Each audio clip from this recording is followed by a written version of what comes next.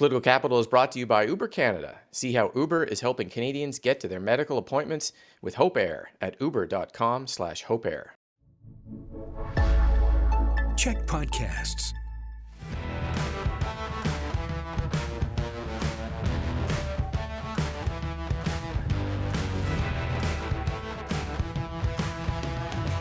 Well, hey everyone, and welcome to Political Capital, your source for all the latest in BC politics. I'm your host, Rob Shaw. Thank you so much for being here, for watching and subscribing. There's also an audio version of our show, a YouTube version, a CHEK Plus version, and CHEK TV version on Sundays, and a daily version of Political Capital as well. So thank you for being a part of that. Let's bring in the Pod Squad to talk about all the issues in BC politics this week. Angelo Isidoro, Executive Director of the BC Conservative Party, Jillian Oliver, a longtime BC Green strategist, and Mike McKinnon, the Director in Western Canada at Enterprise Canada. Thanks so much for all three of you for being here, and Mike for filling in for Jeff this week. You bet. Big soccer game coming up today. What the viewers won't see is I had my Team Canada gear on and no one else did. So we're back. We're in the suits. We're professional. We're ready to go.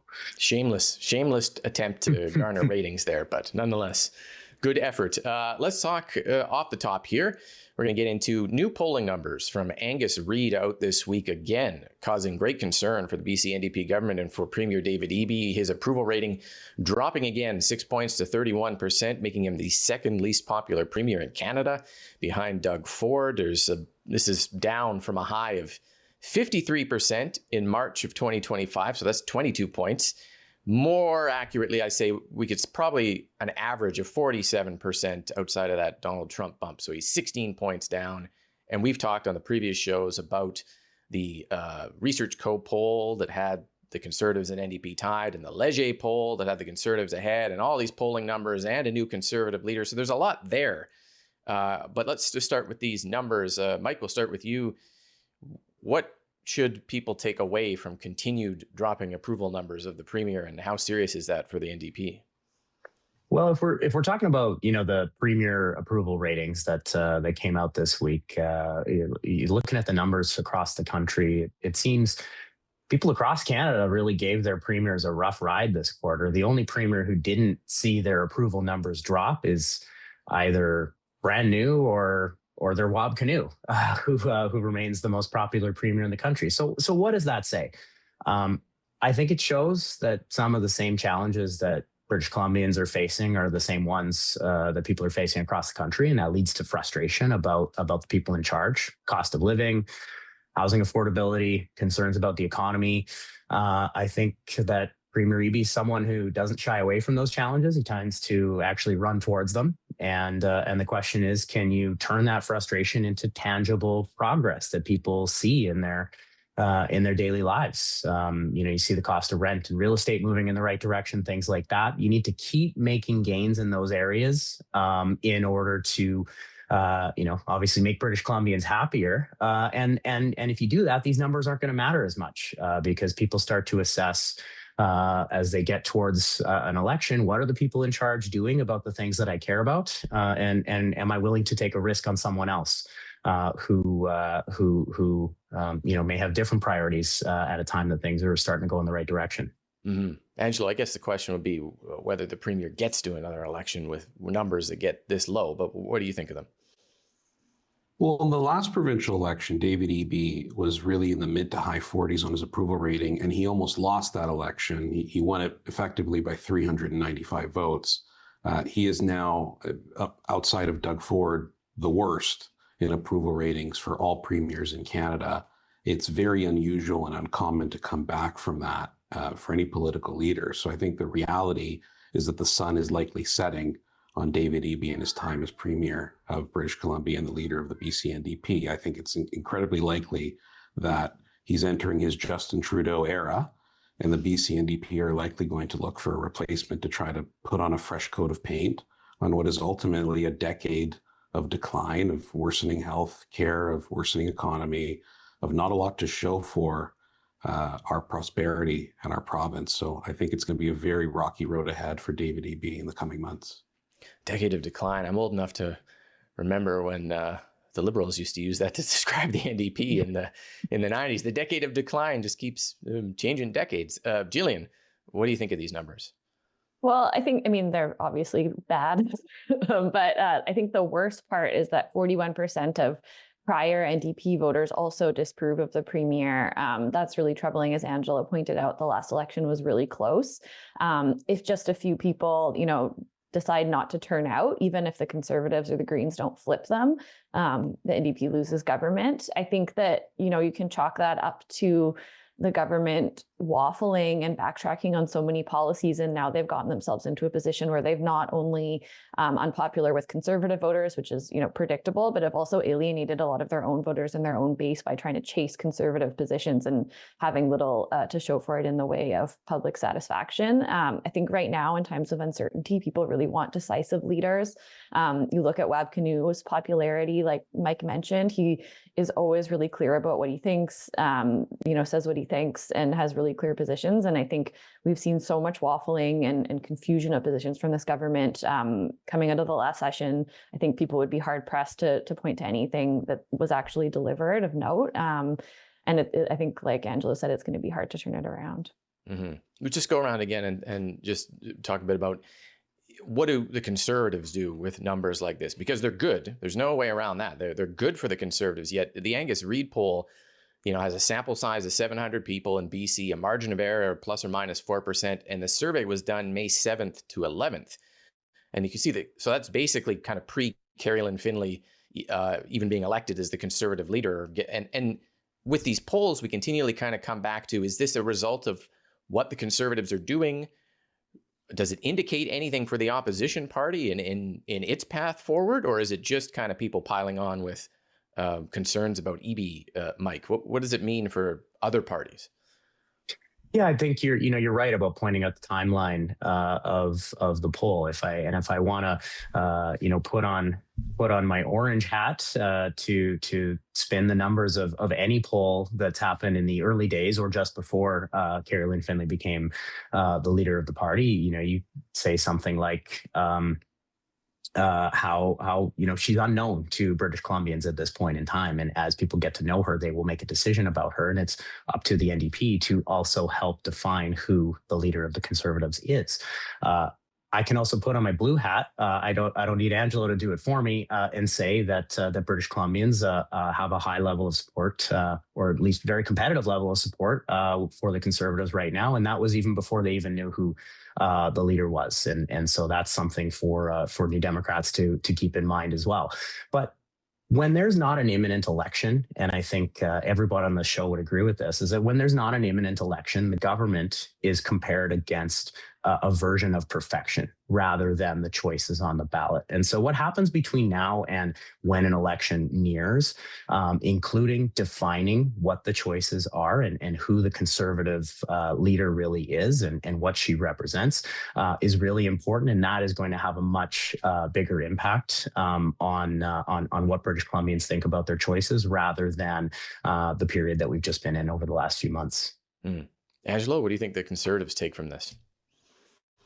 Well, I mean, look, to Mike's point, I'm going to be charitable. I'll put on a very temporary orange hat for a minute, and I'll never put it on again, by the way. It looks good on on you. you. Had an orange hat, yeah. Well, let's pretend I do, right? You could say we're in the middle of a mandate.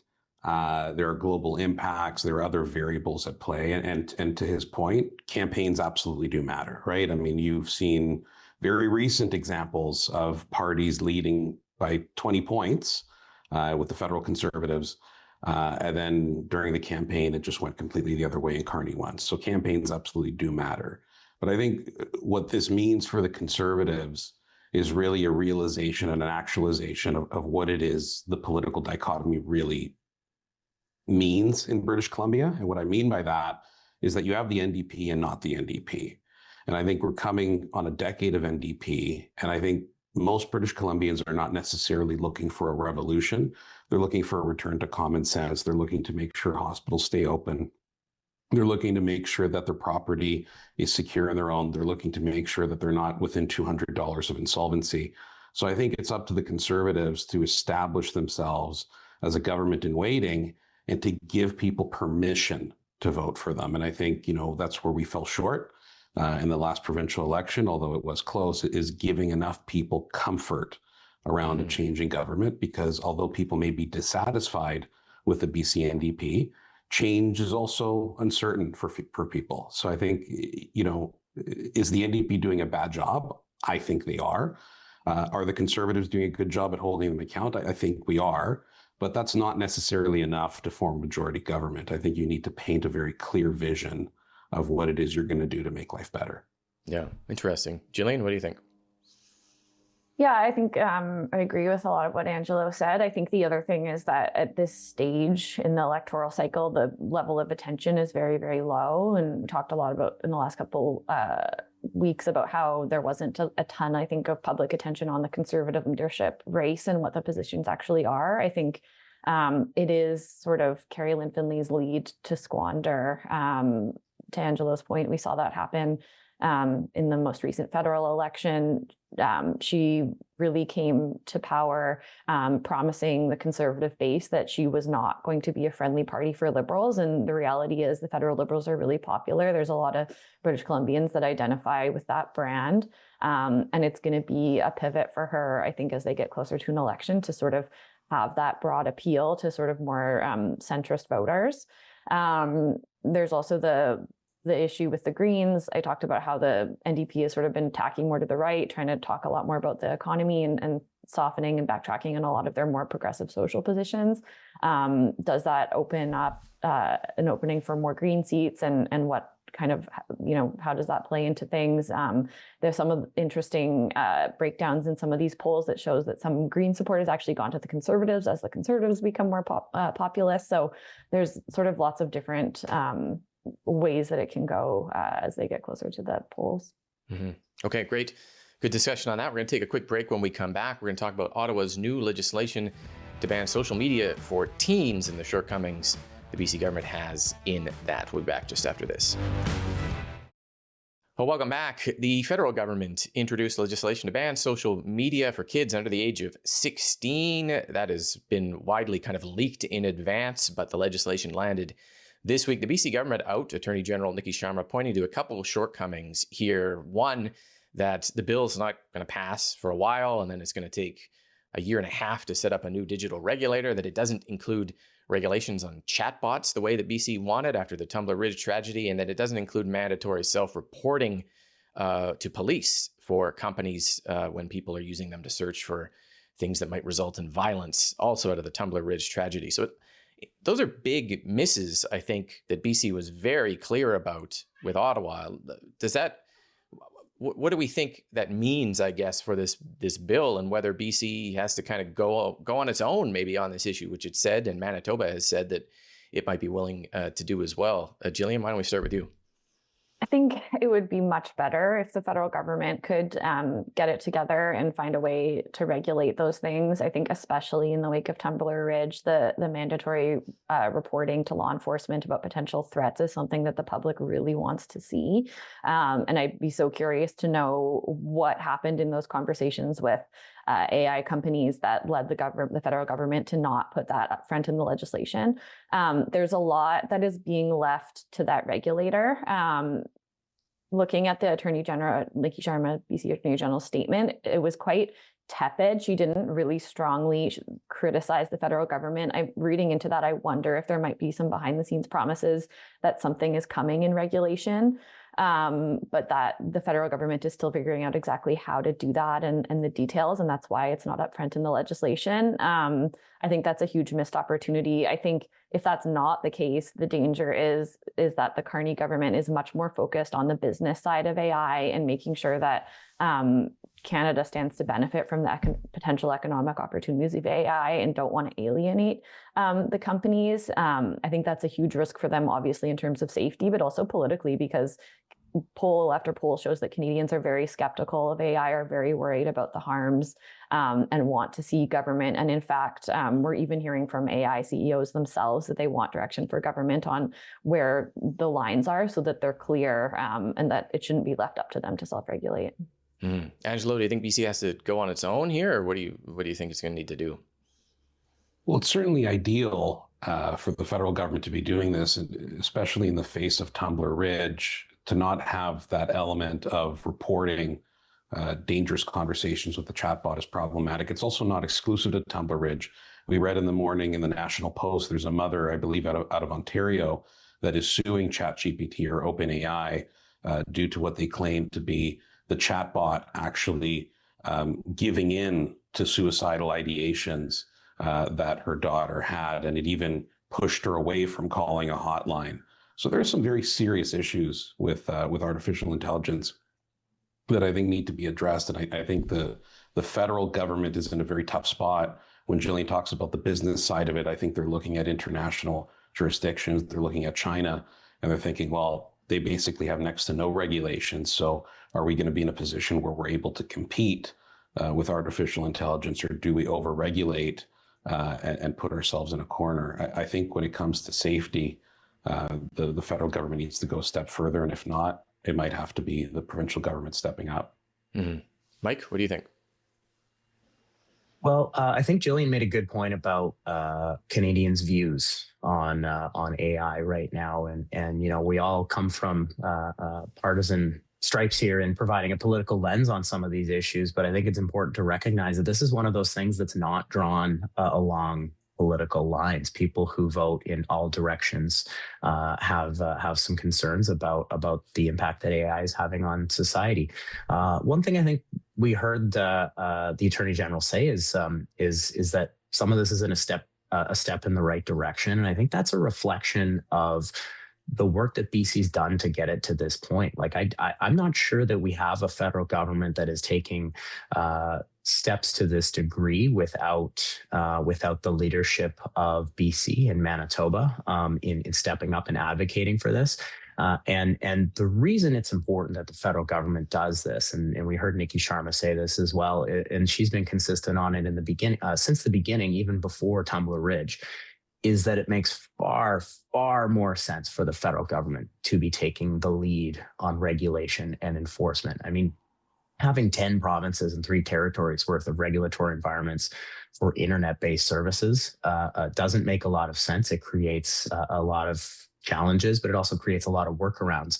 And this is something that's far easier to regulate at a federal level. So it's a step in the right direction, but clear from the Attorney General's comments that there's a lot more to be seen from BC's perspective before they're willing to give this a nod of approval. Mm-hmm. We'll see what the BC government does there. It did have a bill a couple of years ago it was going to introduce to sue social media companies for health harms, and backed away amidst sort of lobbying and interactions with the tech companies. So governments going up against these big global firms don't always seem to chart the right path through it, but we'll see what happens with the government there. When we come back, we're going to talk a bit about the latest in Donald Trump and Kuzma and the provincial government coming up next. Welcome back. U.S. President Donald Trump indicating this week he doesn't think Canada has anything to sell the U.S., not interested in renegotiating Kuzma, which has led our premier to respond, what has all this up and down been with the Americans this last little while? He called it the lame sequel to Trump's Art of the Deal. Let's just go around on that. Does this help David Eby? Another fight with Trump? Are people tired of this? Is there the economic uncertainty risk still at play? Mike, what do you think of all this? I think this province needs some stability. Canadians need some stability. It's been clear from the jump that even if we get a deal as Canadians, even if we get a renegotiated Kuzma of some kind, who knows what Donald Trump's going to do? We're not dealing with someone who plays fair or whose opinions on things are consistent day to day. And so to get that stability, I think it's really important that BC continues to work to diversify our trade relationships and build more of them. You're seeing that with the Premier going to China very soon, and we need more of it. Jillian?